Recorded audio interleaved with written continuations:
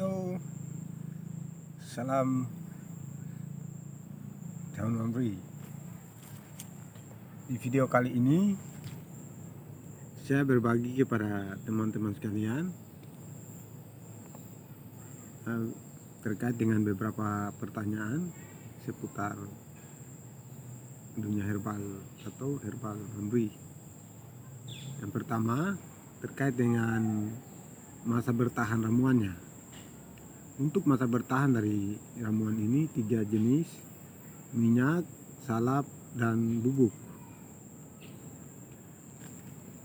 Masa bertahan dari minyak, dia bisa bertahan sampai 2 tahun. Jadi dia punya masa bertahan minyak lebih lama dari salap dengan yang bubuk.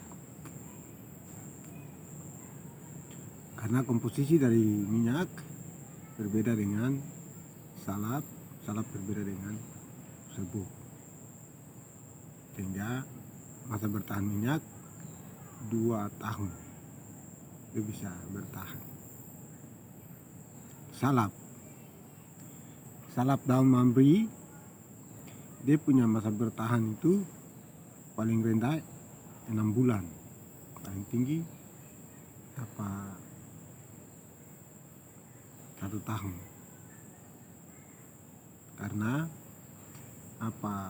dia punya komposisi sudah diatur sedemikian rupa.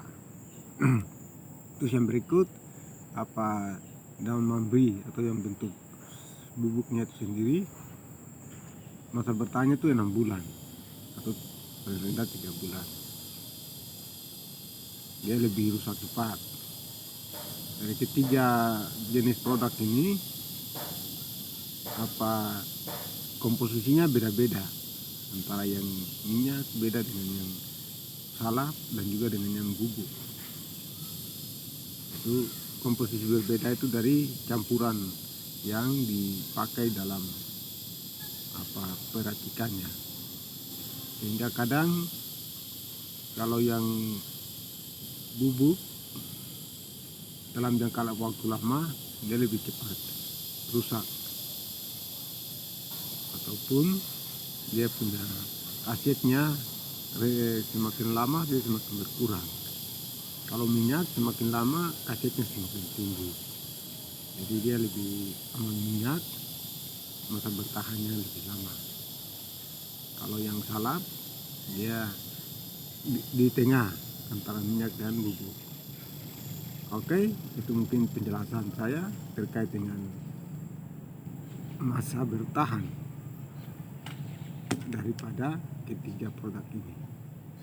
Terima kasih sudah menonton video ini dan terus ikuti saya di channel saya seputar dunia herbal daun mambri. Oke. Jadi di sini saya sudah membudidayakan beberapa jenis-jenis daun.